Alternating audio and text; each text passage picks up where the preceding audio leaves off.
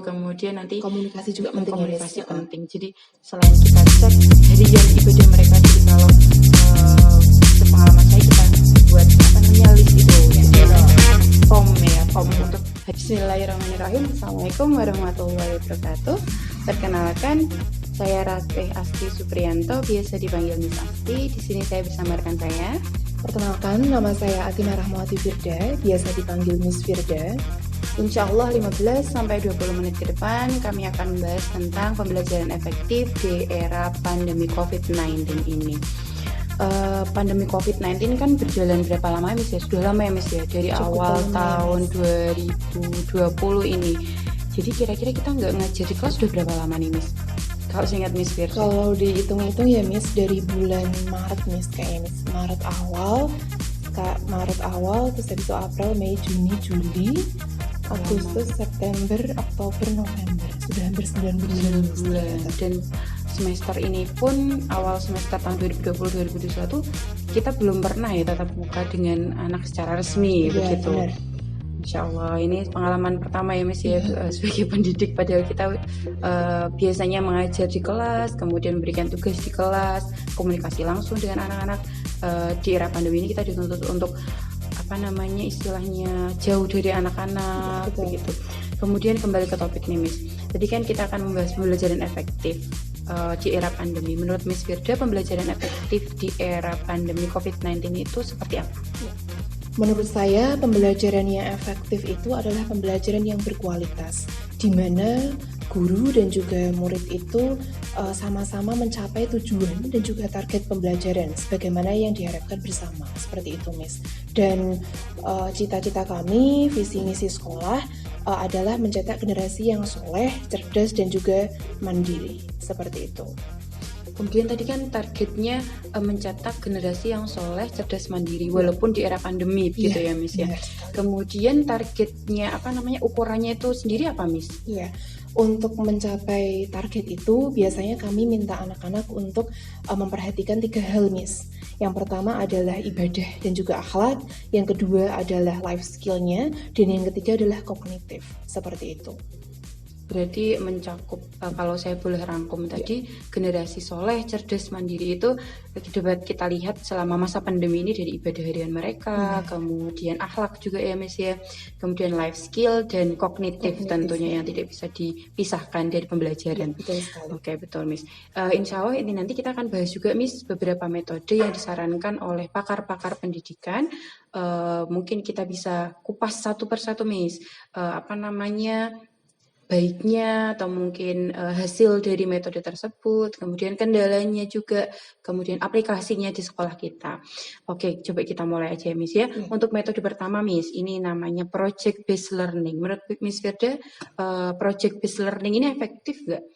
Project based learning itu ada salah satu metode yang terkenal nih, atau yang kalau kita lihat itu banyak disarankan oleh Kemendikbud langsung nih Miss. Efektif nggak nih di era pandemi mengaplikasikan metode tersebut? Kalau menurut saya ya Miss, untuk project based learning itu sebenarnya mungkin sebelum pandemi pun kita sebenarnya mungkin sudah sering pakai metode itu, seperti itu. Kenapa harus project based learning? Karena menurut saya ini sangat efektif Miss. Anak-anak diminta untuk mengamati, kemudian memahami, mengeksplorasi, menanya. Anak-anak bebas untuk bisa explore lah apa yang menjadi materi pembelajaran, seperti itu. Kemudian ini menurut saya nanti pada akhirnya juga anak-anak bisa menghasilkan produk seperti itu Miss. Projectnya itu ya Miss. Projectnya tuh benar-benar nyata kayak gitu. Anak-anak juga diminta dan diharapkan bisa untuk berkomunikasi, berdiskusi dengan siapapun kayak gitu Miss. Pernah nggak Miss Firda mengaplikasikan project based learning di kelas Miss Firda selama pembelajaran jarak jauh ini? Selama pandemi ini cukup sering sih Miss. Jadi biasanya karena saya mengampu pelajaran bahasa Inggris, jadi anak-anak biasanya saya minta untuk mengamati dulu. Ya biasanya saya beri gambar atau mungkin saya kirim video seperti itu. Anak-anak saya minta untuk mengamati, mencoba untuk memahami apa sih maksud video itu, apa sih maksud gambar itu, seperti itu. Kemudian nanti di akhir biasanya anak-anak saya minta untuk mungkin menyusun kalimat atau mungkin bisa membuat paragraf seperti itu, Miss, atau mungkin juga bisa menghasilkan produk, Miss.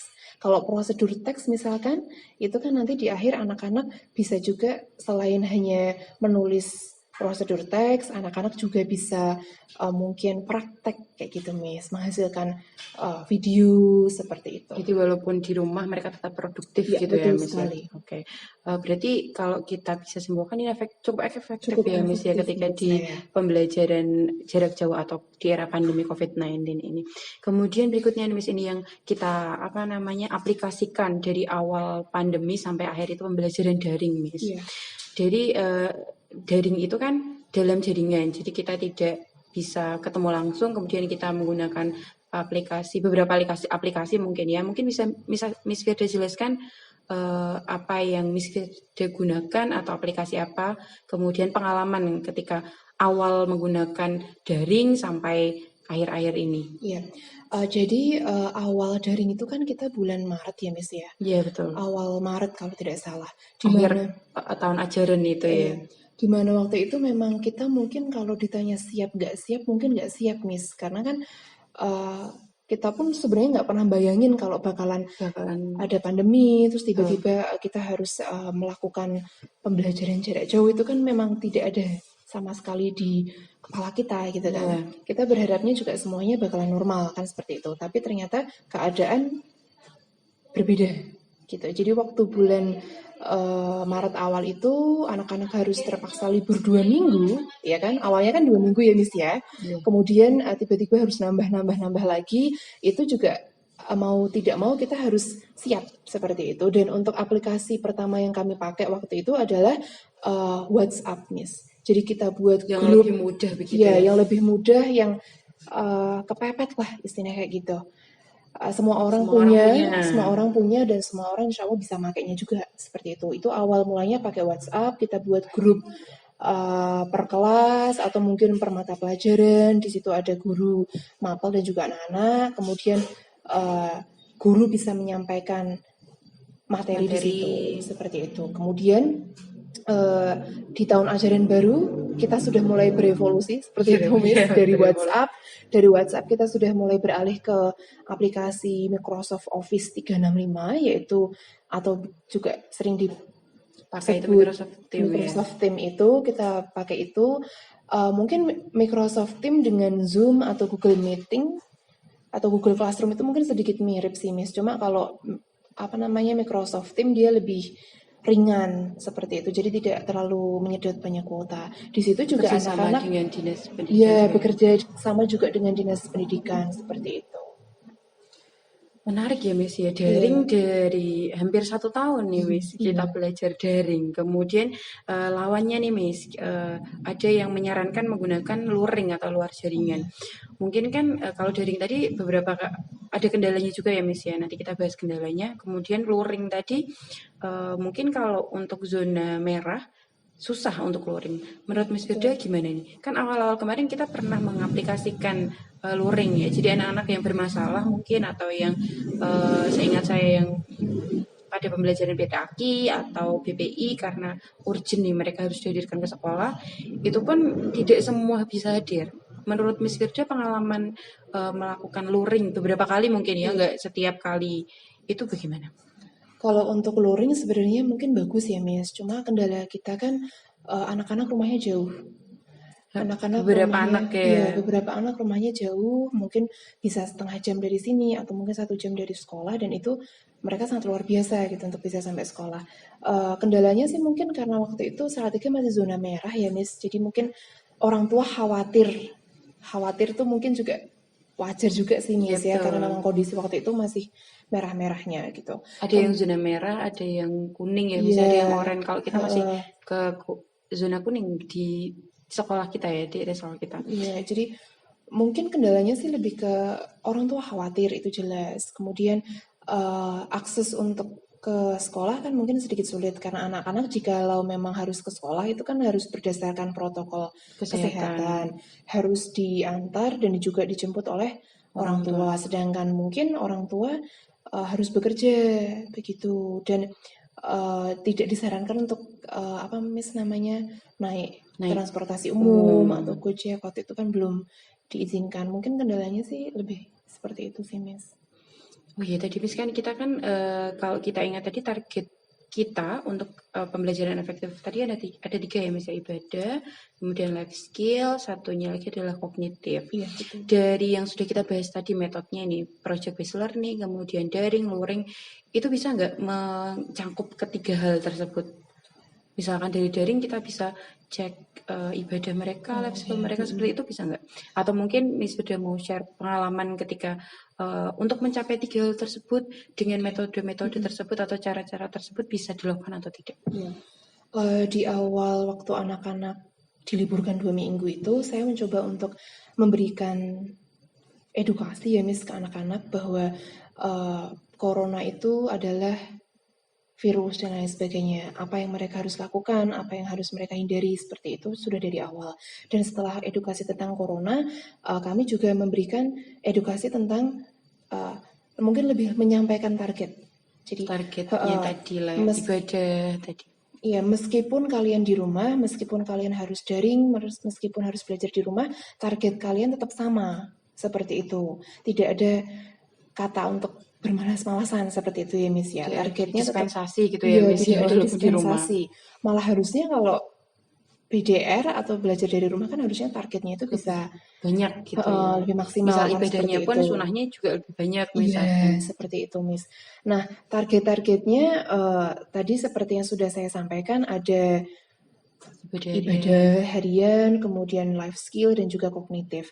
Nah, setelah anak-anak tadi saya berikan edukasi, pemahaman tentang target, kemudian apa sih yang harus dilakukan, gitu kan? Kalau semua sudah tahu, anak-anak sudah paham tentang targetnya, sudah tahu apa yang akan mereka lakukan, itu saya biasanya tetap harus komunikasi ke orang tua, Miss. Seperti itu, minta orang tua untuk selalu mengingatkan, kemudian juga mendampingi anak-anak dalam belajar di rumah, seperti itu. Iya Miss, kemudian ini ada lagi nih Miss, home visit. Menarik ini, jarang ya kita home visit ke rumah anak-anak. Kalau nggak ada pandemi kita nggak akan home visit kali ya Miss ya. Mungkin dibalik apa ya, musibah itu ada hikmahnya kalau mungkin. Oke, jadi kan beberapa waktu lalu seingat saya kita home visit kurang lebih 1 bulan ya Miss ya, untuk mencakup semua anak di sekolah.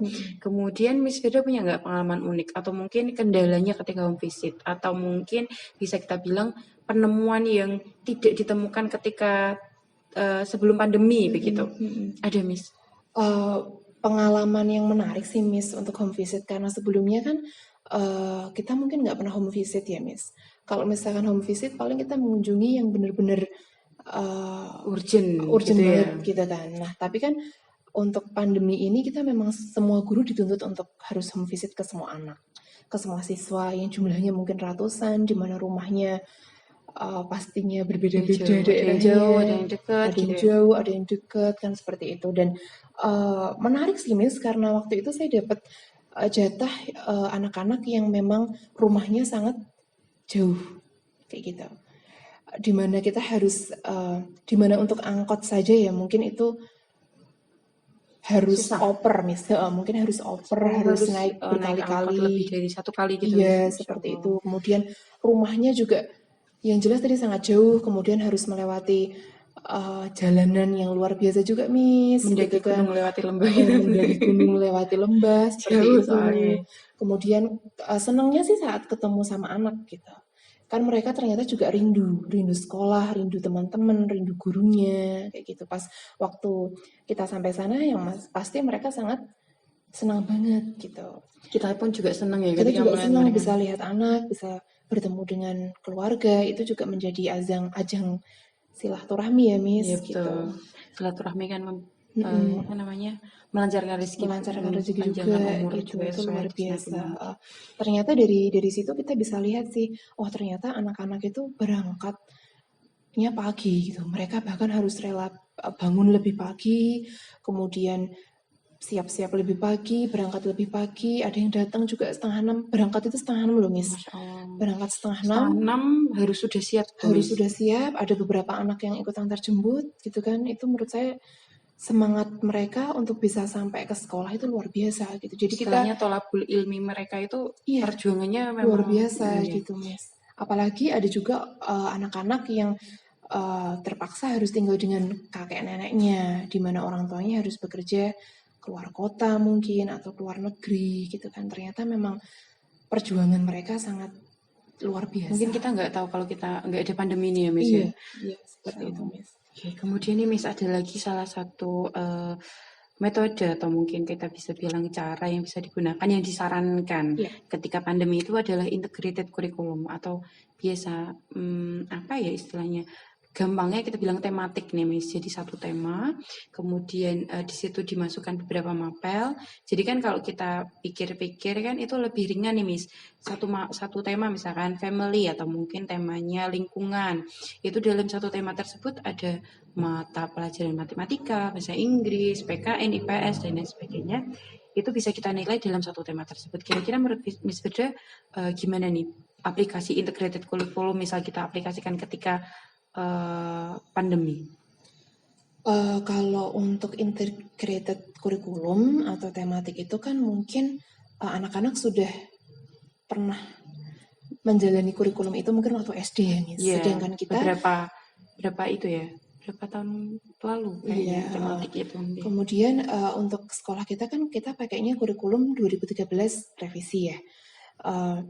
Kalau misalkan tiba-tiba harus berganti dengan tematik atau integrated curriculum itu nanti takutnya ya Miss itu anak-anak kayak harus adaptasi lagi, harus Cukup kesulitan mungkin. takutnya mungkin apa ya akan kesulitan seperti itu karena dengan daring pun kan sebenarnya kita sudah melihat ada banyak sekali kendala gitu Iya, loh Miss. betul. Apalagi kalau harus ditambah dengan pergantian kurikulum tadi kayak gitu. Itu menurut saya sih mungkin kurang efektif kalau untuk dipakai selama pandemi ini. Seperti itu. Karena udah kebiasaan permapel gitu ya, terus dicampur Iya. mungkin agak kesulitan kita nggak bisa menjelaskan langsung sama Iya, seperti itu anak-anaknya. Miss. Iya, benar. Oke, yang berikutnya nih blended learning Miss. Blended learning itu kan walaupun daring tapi kita bisa tetap tatap muka dengan anak dengan video conference. Pernah nggak Miss sudah mengaplikasikan blended learning di kelas? Atau mungkin pengalaman atau bisa kita cari kendalanya apa Miss ketika melakukan blended learning itu? Iya. Tadi sudah saya sampaikan bahwa di awal tahun 2020-2021 ini kita sudah mulai memakai aplikasi Microsoft Teams ya, di mana di situ anak-anak kita buatkan kelas-kelas dan kalau misalkan jadwalnya kita bisa buat meeting seperti itu, Miss.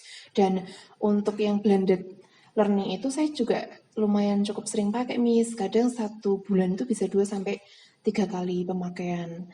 Cukup efektif. Menurut saya cukup efektif karena di situ anak-anak bisa lihat kita, kemudian Bisa tanya langsung gitu mendengar ya. suara kita, bisa menyapa kita sebagai guru juga bisa menyampaikan materi ke anak secara langsung, kemudian anak jika ada pertanyaan juga bisa langsung tanya, seperti itu.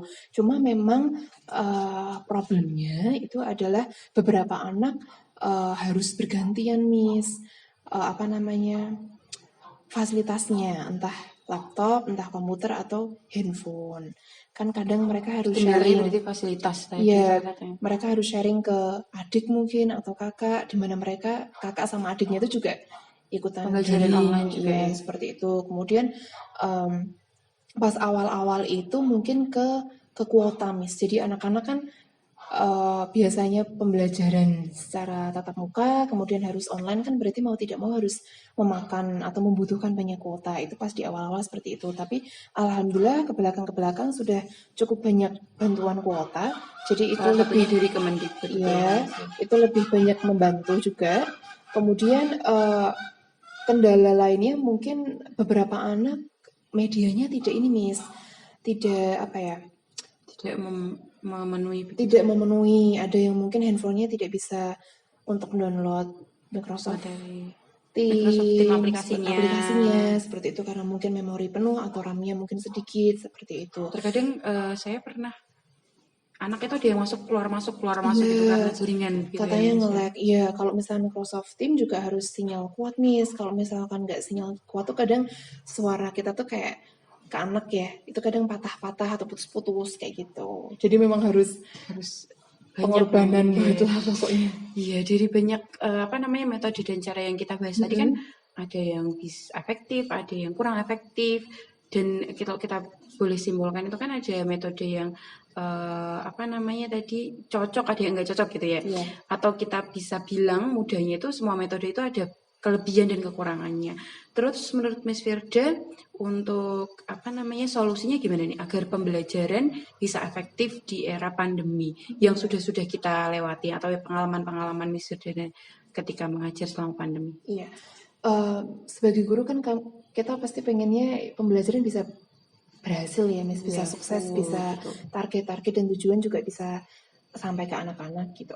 Mungkin untuk metode itu mungkin metode yang kita pakai mungkin bisa mix and match kali, Miss. Jadi kita bisa memakai metode apa saja mungkin sesuai kebutuhan seperti itu. Jadi Jadi lebih saya fleksibel. ya sampai keinget dengan sesuatu yang disampaikan oleh kepala sekolah kita Bapak Endro Gunawan SPD.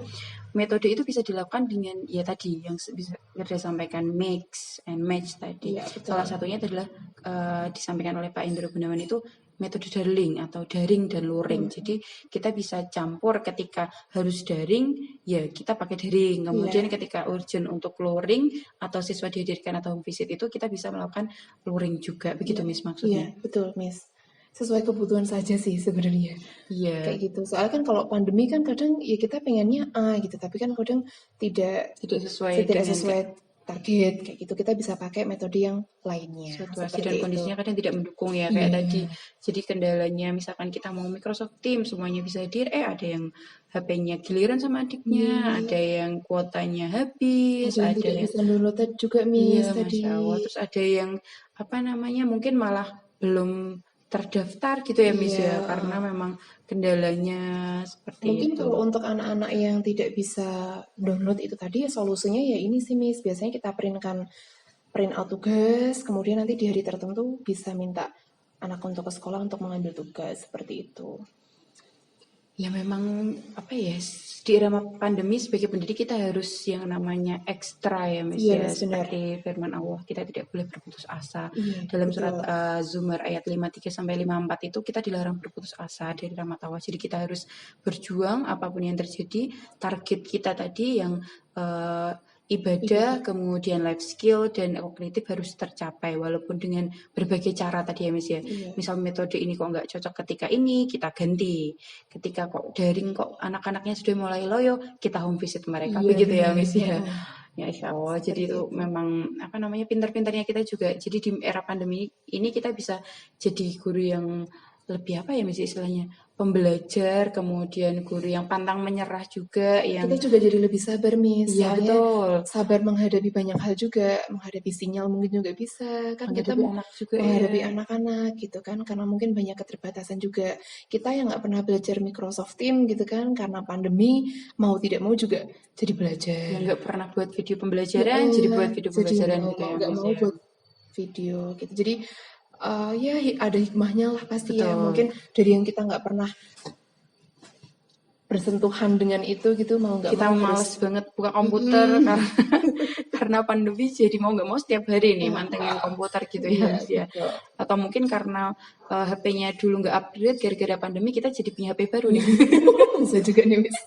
Kan di-upgrade nih.